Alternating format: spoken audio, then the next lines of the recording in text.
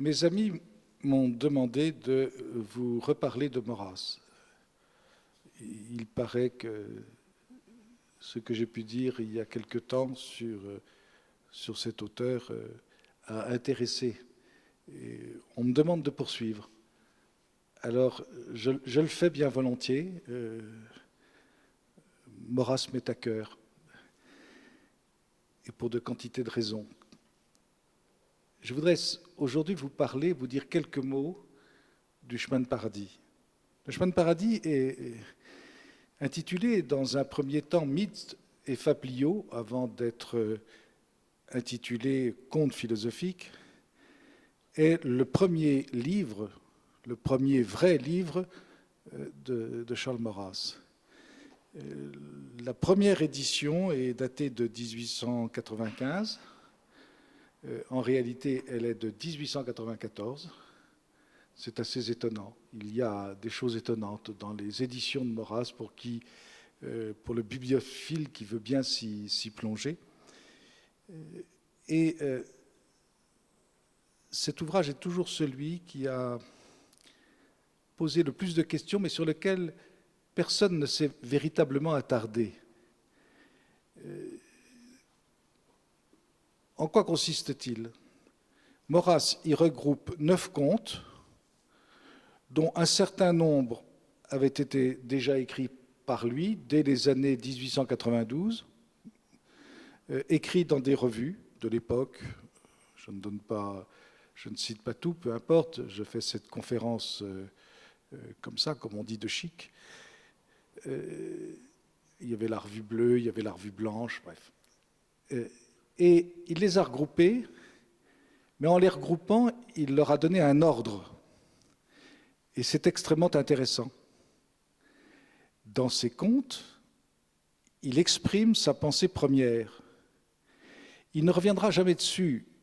Il republiera cet ouvrage très régulièrement, avant-guerre, la Première Guerre mondiale, entre les deux guerres, dans des éditions de toutes sortes, y compris des éditions qu'on pourrait qualifier des éditions de gare, en expurgeant, mais en se refusant absolument à en modifier quelque chose, quoique dans les éditions postérieures, il y a eu un certain nombre de révisions qui ont été, dans son esprit, absolument nécessaires pour rendre le texte plus compréhensible.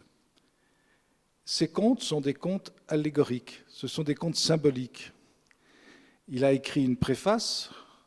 Cette préface a scandalisé un certain nombre de bonnes consciences, dans la mesure où l'œuvre de Maurras, surtout son œuvre politique, qui était fondée en raison, les chagrinait.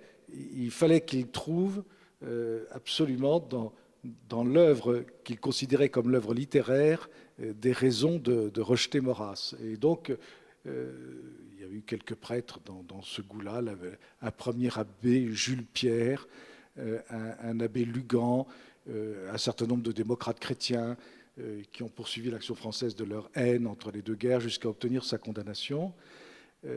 Ils se sont donc efforcés de tirer de ces textes une prétendue philosophie de Maurras, en prenant ces textes évidemment au premier degré. Or, Maurras avertit dans sa préface qu'il faut les comprendre au deuxième degré, sinon au troisième. Et donc, ils se sont fourrés le doigt dans l'œil, digitus in oculo, comme disait l'autre, jusqu'au coude. Mais ne nous y trompons pas. L'affaire est d'une gravité extrême, puisque, en réalité, les seuls vrais motifs que l'on a osé aligner contre Maurras au moment de la condamnation de 1926-1927, ce sont des phrases plus ou moins tirées, et je dis plus ou moins parce qu'en réalité, elles ont été extrapolées, elles ont été découpées, elles ont même été transformées, tirées du chemin de paradis. Donc il y a quelque chose de tout à fait extraordinaire dans cette affaire. On a condamné Maurras avec ses textes, et en ne les comprenant pas, notamment un texte dont je vais parler un petit peu tout à l'heure, le conte dit des serviteurs, qui est présenté comme un éloge de l'esclavage, puisqu'il est question d'un maître et des esclaves, et on a fait de ce texte une sorte d'article de foi de la croyance maurassienne. Maurras avait horreur de ce mot, car son affaire n'était pas une croyance, et elle n'était surtout pas maurassienne, selon laquelle Maurras était partisan de l'esclavage et du retour à l'esclavage. Bon, c'est tellement gros que bon. On aurait eu affaire à quelques sites ou à quelques traces ou quelques, que sais-je, à un barbare quelconque, un sarmate, comme disait Maurras, ça aurait pu encore se comprendre. Mais là, c'était gravissime. Donc, un livre extrêmement intéressant qui devrait piquer la curiosité. On sent bien que Maurras y a caché l'essentiel de sa pensée, mais il l'a caché et il l'a dit. Donc, des contes, dont quelques-uns ont été publiés auparavant dans des revues, regroupés de façon à former un ordre, c'est bien dit, 9 contes, distribués 3 par 3, selon un ordre d'initiation. C'est une véritable initiation, c'est un parcours initiatique, c'est extrêmement intéressant. Et Maurras s'explique dans la préface pour dire surtout, mais surtout, ne comprenez pas ces contes avec les mots qui sont dits. Et ces mots sont symboliques, ces phrases sont allégoriques, et par conséquent, il faut en chercher le sens. Ce qui est extraordinaire, c'est que je crois que vraiment, jamais personne n'a cherché, pardonnez-moi pour les anciens que je révère, mais personne n'a vraiment cherché le sens. Tout le monde comprenait qu'il y avait là un message mystérieux, mais à vrai dire, personne ne s'y est attaché. Or, je suis de ceux qui pensent que c'est là que se trouve l'énigme de Maurras. Je ne prétends pas d'ailleurs éclaircir le mystère de Maurras. Je prétends que Maurras est un personnage de fait mystérieux. Ça, j'en suis sûr. Pour avoir écrit des livres de ce genre, Le chemin de paradis, Le monde Saturne, à la fin de sa vie, livre dont il prétend que l'écriture en réalité datait de la même époque que celui du chemin de paradis, et de fait, pour avoir écrit les poèmes qu'il a écrits, qui ont tous un sens étrange, étonnant, en tous les cas qui ne sont pas immédiatement accessibles à la première lecture, cela veut dire que Maurras a toujours écrit sur un registre tout à fait étonnant, tout à fait mystérieux, et l'idée que j'ai, si vous voulez, l'idée que l'on a, si on réfléchit bien, c'est que comme un homme ne peut pas être multiple, un homme est toujours un quelque part, en réalité, Maurras a dit sous une forme cryptée, sous une forme cachée, le message même qu'il a divulgué dans sa vie publique,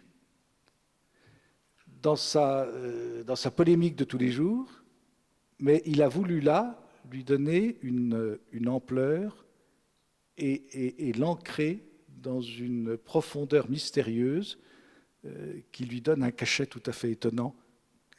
Et je répète, je ne prétends pas éclaircir le mystère de Maurras, je prétends simplement montrer qu'il y a un mystère de Maurras et qu'il n'est pas loisible d'en parler comme on prétend en parler dans certains cours universitaires et j'allais dire dans certaines chaires religieuses où on classe le cas Maurras voilà. Et ce sont des gens qui en réalité ne se sont jamais attachés véritablement à l'œuvre, simplement ils sont religieusement démocrates et étant religieusement démocrates et républicains, ils ne peuvent pas supporter un argument rationnel par lequel Maurras montre que la monarchie d'autrefois, la monarchie d'Ancien Régime, la monarchie mystérieusement elle aussi religieuse, cette monarchie puisse être montrée pour la France le meilleur des régimes. Donc ils ne veulent pas de cette démonstration et parce qu'ils ne veulent pas de cette démonstration, il leur convient de démolir la personne de Maurras et comment mieux la démolir qu'en l'attaquant sur ces ouvrages mystérieux qu'ils ne comprennent pas et qu'ils cherchent à dégrader dans l'imagination des gens en les présentant comme des œuvres impies ou des œuvres vulgaires. Alors, je reviens à ce chemin de paradis. Mythe et fabliau. Bon. Mythe, tout le monde comprend bien. Un mythe, ce n'est pas une histoire directement vraie. C'est une manière de présenter un drame qui est mythique, qui est un récit, par lequel on illustre, cette manière illustre un comportement humain, illustre une leçon humaine, illustre, une leçon à tirer d'un comportement humain. Ainsi, les mythes grecs, pour signifier ce qu'est l'homme, ce qu'est le danger que représente l'orgueil humain, le danger que représentent certaines attitudes humaines. Et voilà, le mythe. Fabliau, c'est encore plus net. Fabliau, ce sont les fabliaux du Moyen-Âge. Le personnage de Renard. Bon, le roman de Renard, c'est un fabliau. Et tout le monde sait que Renard, il ne faut pas le comprendre au premier degré. Les fabliaux relatifs à Renard sont des fabliaux qui illustrent ce qu'était la société de l'époque. Comme les fables de La Fontaine, les personnages sont représentés sous des figures animales et on essaye de tirer une leçon de comportements humains, de certaines attitudes sociales, et on en dégage une leçon qui peut même être politique. Mais comme on se garde bien de vouloir polémiquer en direct, eh bien on prend la figure allégorique, parce que c'est la meilleure façon de donner un caractère éternel à la leçon que l'on donne. Cela dit, c'est clair, mythe et fabliau. Ensuite, il intitulera dans les éditions postérieures ce chemin de paradis d'un sous-titre qui sera conte philosophique. Et conte philosophique, évidemment, fait référence au conte philosophique de Voltaire, c'est-à-dire à Zadig, à Candide, à Micromégas. Et tout le monde sait qu'on ne comprend pas au sens direct, immédiat et premier Micromégas, Zadig et Candide, et que c'est une manière de dire les choses, et également de critiquer la société dans laquelle on vit. Voilà. Bonsoir de bonsoir. Est-ce qu'il est possible de rendre Maurras intelligent ? Et est-ce qu'il est possible de faire en sorte de s'apercevoir que cet homme qui est l'un des plus grands écrivains du XXe siècle écrivait comme ses prédécesseurs, c'est-à-dire en se servant de l'arme allégorique et de l'outil symbolique, et par conséquent qu'il a dit des choses grandioses sous une figure amusée. Est-ce que c'est possible de concevoir cette chose-là plutôt que de le prendre toujours comme un strict rationaliste, comme le veulent tous les professeurs de Sciences Po, comme le veut M. René Raymond? Mais on n'en a rien à faire de leurs explications. Elles sont nulles. Elles sont nulles parce qu'elles n'ont pas compris l'essentiel de Maurras. Et l'essentiel de Maurras, oui, c'est le chemin de paradis. Chemin de paradis, mythes et fabliaux. Alors, laissez-moi vous lire quelques extraits de la première préface. « Si peu que soit mon art, il ne laissera pas de donner ainsi quelque joie à qui cherchera non plus la cloche, le griffon, l'écu, le lys sans fleurs, le coq, l'aiguière, la colombe, ni les autres symboles de cette industrie primitive, mais les traits d'une simple et pieuse philosophie. » Pieuse, philosophie pieuse. Ces traits se feront voir dans leur naturel quand vous présenterez les pages de ces mythes et de ces fabliaux au clair intérieur de vos réflexions. Il faut réfléchir. Ils se révéleront sous un mince tissu de phrases. Ils se révéleront. Ils ne se sont toujours pas révélés. Ils se révéleront sous un mince tissu de phrases dont je peux dire que je n'ai pas écrit une seule sans l'illustrer comme d'un filigrane de sens secret. Tous apparaîtraient à la longue si ma phrase avait longue vie. Du moins par vous, il s'adresse à Frédéric Amoretti, son ami, mort depuis fort longtemps. Et du moins par vous, par le rayon de vos rêveries attentives, plus d'une humble figure de ce livre fera briller une vérité méconnue, comme un simple caillou des sentiers de notre Provence participe au soleil des ondes du ciel. On n'a jamais écrit la langue française comme cela. Gardez donc de vous attarder à la lettre et à l'apparence. Gardez donc de vous attarder à la lettre et à l'apparence. J'ai écrit un livre de fables. N'y cherchez pas la nouveauté des intrigues ourdies, ni des étrangetés d'attitude et de peinture, ni davantage aucun souci de couleur historique. J'ai banni ce souci. Je me suis défendu jusque de la joie de peindre Arles antique. J'ai laissé le désir de cette émotion ou vision du monde dont on fait tant de cas.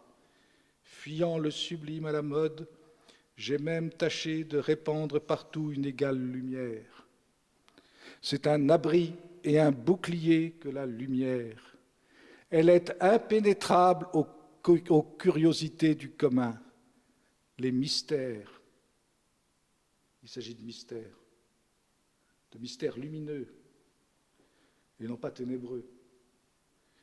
Mais la lumière, elle est inaccessible. La grande lumière, la vraie lumière. Les mystères qu'elle recouvre ne seront jamais divulgués. Les mystères qu'elle recouvre ne seront jamais divulgués. Vulgus. Je lui ai confié les miens. Il a confié ses mystères. Je ne sais pas s'il n'y a pas de phrase plus claire.